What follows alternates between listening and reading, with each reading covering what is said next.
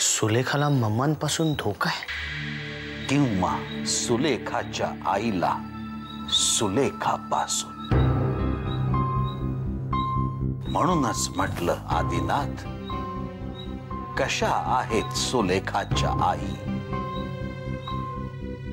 कारण ही पत्रिका तेच सुचवतीये आणि प्रतिकूल ग्रह काळातच या गोष्टी घडू शकतात। म्हणून मला भीती वाटतेय।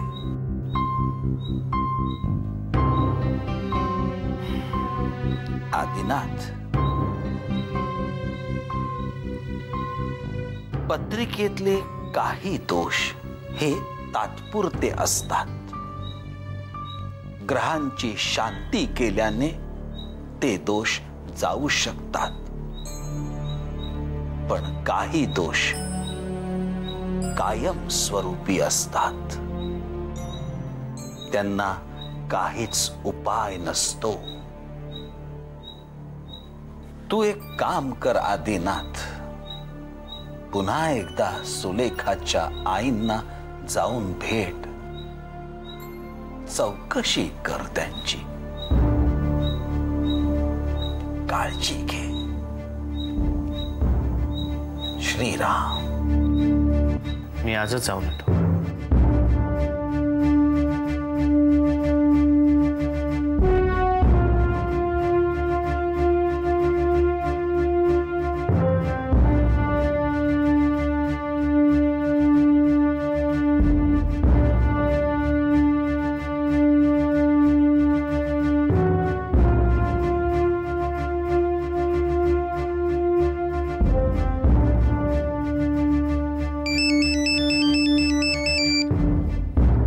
बोल प्रिया। स्वप्नील कुठे आहेस? एक मीटिंग संपून आता ऑफिसला चाललोय। बोल। मला मदत हवी आहे तुझी। कशासाठी मदत हवी तुला? काय झालं म्हणजे मला काही डिटेल्स सांगशील का? निखिलच्या उरलेल्या मिशन मध्ये।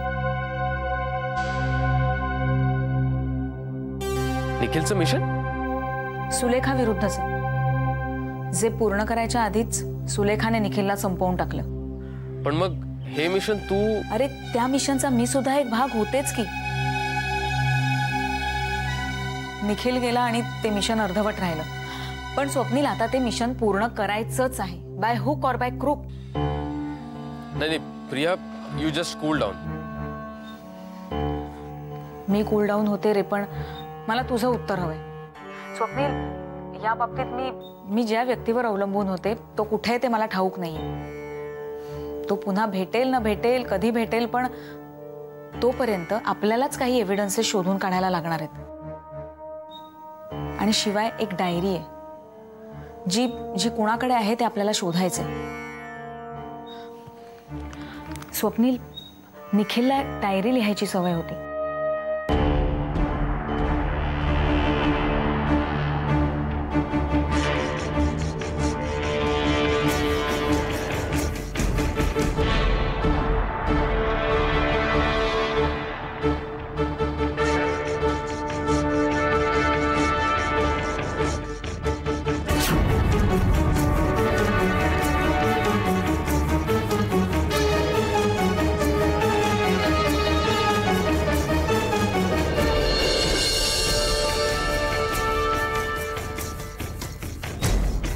हॅलो। हॅलो प्रिया, काय झालं? काही नाही स्वप्नील, आपल्या घरातल्या भिंतींना फक्त कान नाहीयेत, तोंड सुद्धा आहे। एवढं कॉन्फिडेन्शियल मी तुझ्याशी एक्साइट होऊन फोनवर बोलत बसले। एक काम कर ना, तू घरी ये, मग आपण बोलूया। हां ओके, बाय बाय।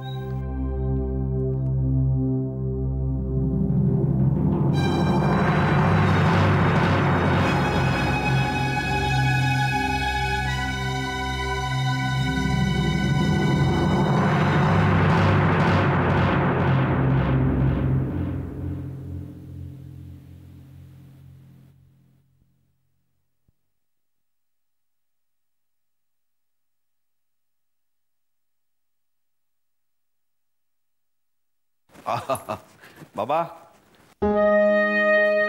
मधु, अरे लवकर आलास। काय माहिती बाबा, तुम्ही मला कितीही म्हणालात की माझी तब्येत आता एकदम ठणठणीत आहे, तरी माझं लक्ष तिथे कामावरून उडू नये म्हणून तुम्ही मला हे सांगताय. हे न कळणं इतकं मी काही लहान नाही. आणि अगदी खरं सांगायचं झालं, मी लहान असताना सुद्धा या गोष्टी मला माहिती होत्या. कसं वाटतंय? दिवसातून 7 फोन केलेस आणि 7ही वेळा हेच विचारलंस. पण आता मी एकदम ठणठणीत आहे. Very good. काय खाता तुम्ही? नेहमीच. ओके, बसू ना, मला चहा दे ग. मधु, एक सांगावंसं वाटतंय. बोला ना. पुन्हा वाड्यावर जायचं म्हणतो. वसईला? मला असं वाटतं की आपण सगळेच जण जाणार आहोत तिकडे, असं मी काहीतरी ऐकलं. नाही, तसं धावती भेट नाही. आता कायमच स्थिरावायला. काय बोलताय? कायमचं स्थिरावलं म्हणजे काय? तुम्ही काय इथे येणार नाही परत? अरे असं म्हटलं का मी? मग कायमचं स्थिरावलं म्हणजे काय? कसं आहे मधु, हल्ली बरेच दिवस मी इथेच आहे आणि वाड्यावर कमी. पण आता वाड्यावर जास्त राहील आणि अधूनमधून येत जाईन सणासुदीला. मग काल तुम्ही आजारी होतात, आज उठून तुम्ही वाड्यावर जायच्या गोष्टी कशा करता मला कळत नाही. मधु, माझा अभ्यास राहिलाय. ज्योतिष्य शास्त्राची पुस्तकं वाचायची आहेत. कशाला? कशाला म्हणजे?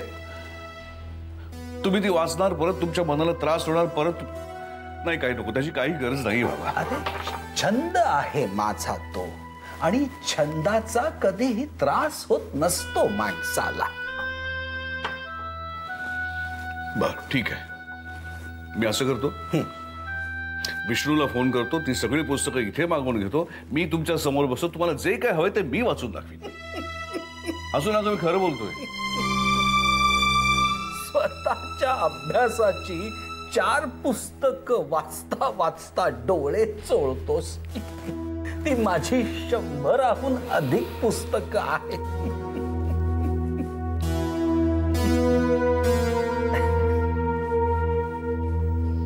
मधु, करमत नाही रे इथे.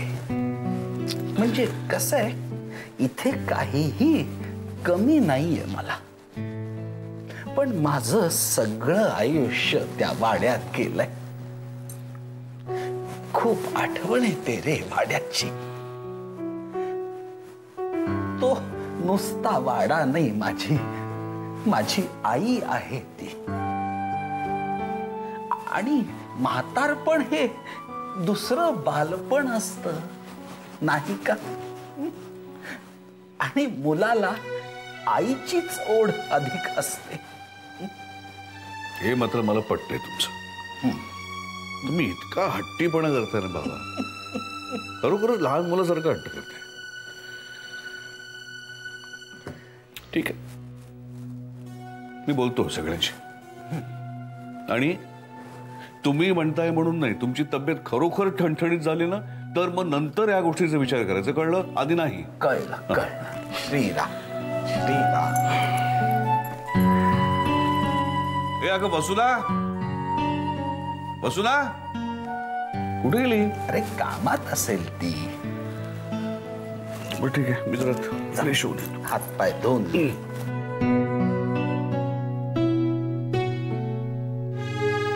श्रीराम, श्रीराम.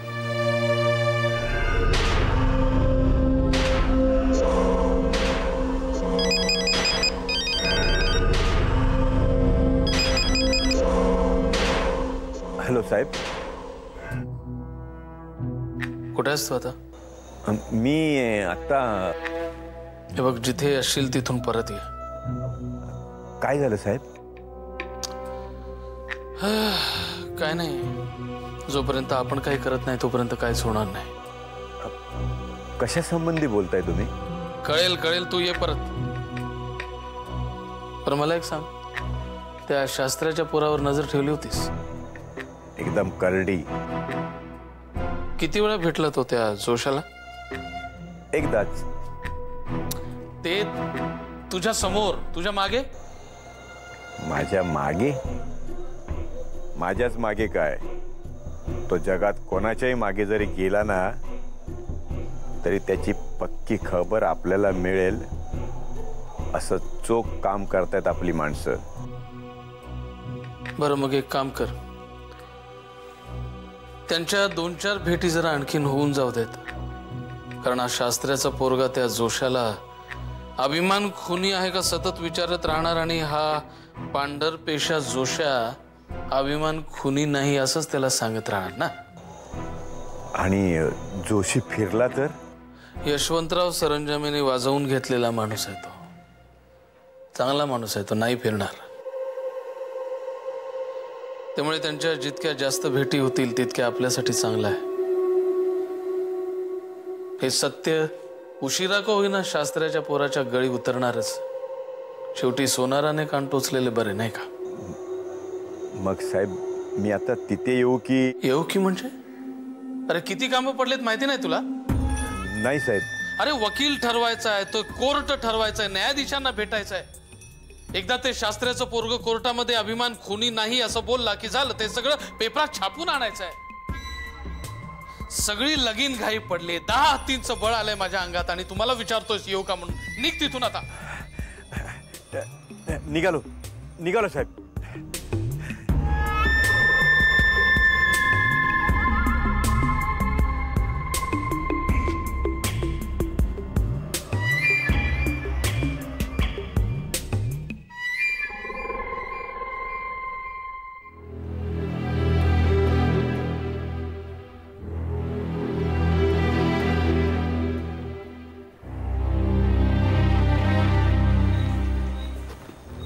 प्रिया,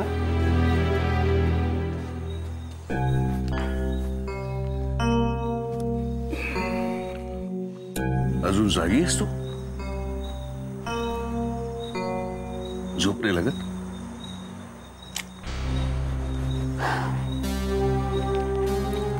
काय झालं?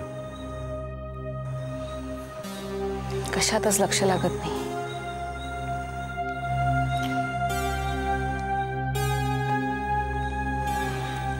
काय झालं सांग.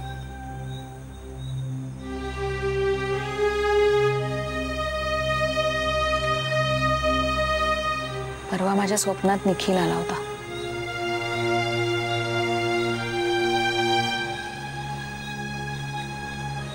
निखिल नुसते आठवणीच नाहीत, अनेक प्रश्न ताजे करून गेला. असे अनेक प्रश्न ज्यांची उत्तरं शोधायचा त्याने खूप प्रयत्न केला, पण नाही शोधता आली त्याला.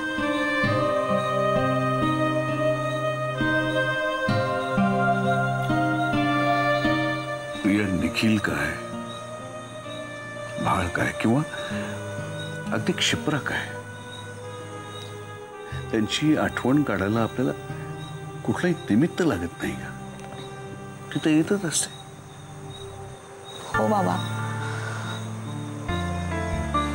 पण निखिलची आठवण फक्त आठवण म्हणून नाही आली मला, आणि आता तशी येऊ सुद्धा द्यायची नाही.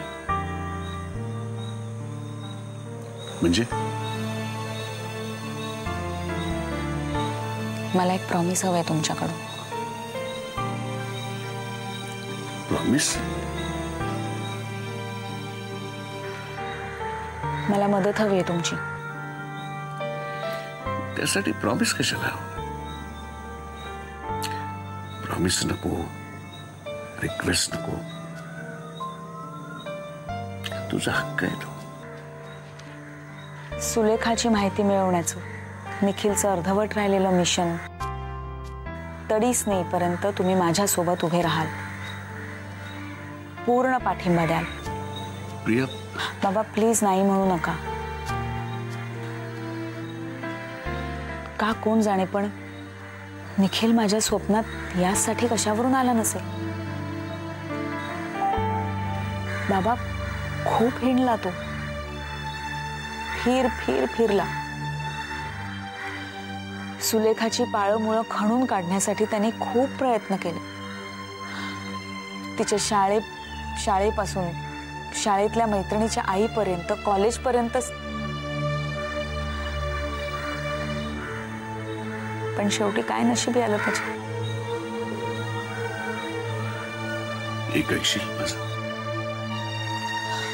आत्ता झोप, उद्या बोलू असं नका म्हणू बाबा. तसं नाही प्रिया. शेवटचं वाक्य तर काय म्हणालीस? इतकं करून त्या बिचाऱ्याच्या नशिबी काय आलं शेवटी?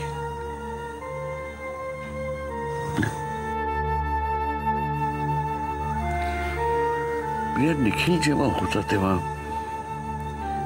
हा शोध घेणं काही सोपी गोष्ट नव्हती. आणि आता तर ती इतक्या विचित्र वळणावर उभी आहे.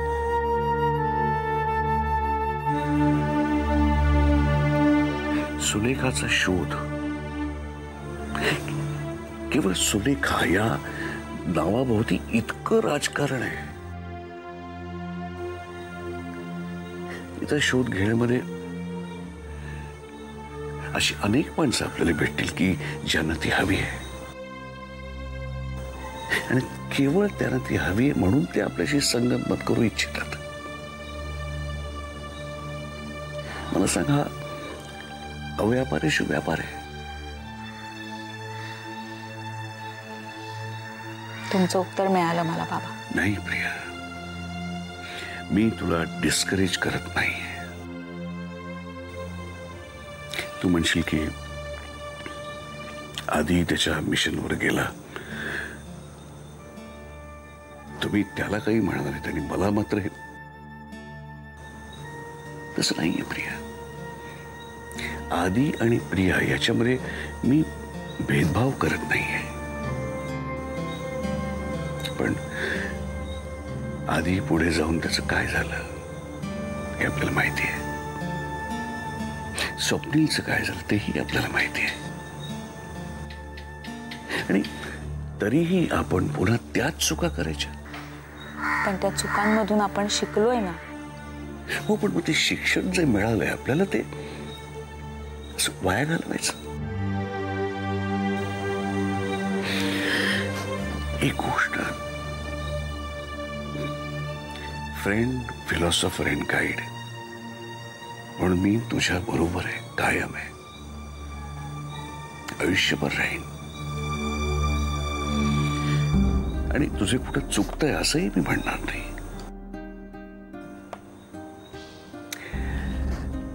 संपूर्ण तयारी झाल्याशिवाय परीक्षेला बसू नये असे तत्व आहे. प्रिया, या परीक्षेची सुद्धा अत्यंत बारकाईने आणि कसून तयारी झाली की मगच तू या परीक्षेला बस. तोपर्यंत तू ह्याच्यात उडी घेऊ नयेस असं मला वाटतं. आणि या शोधात तू एकटी नाहीस, मी आहे तुझ्या बरोबर.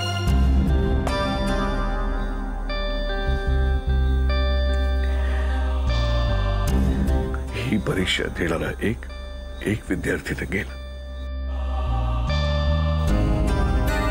परीक्षेला बसला म्हणून. आता आणखी दुसरा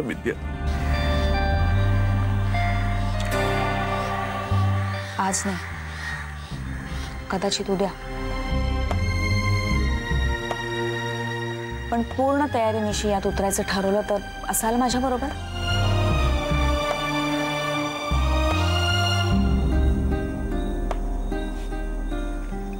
प्रॉमिस. मी माझी तयारी आजपासून सुरू केली. थँक्स.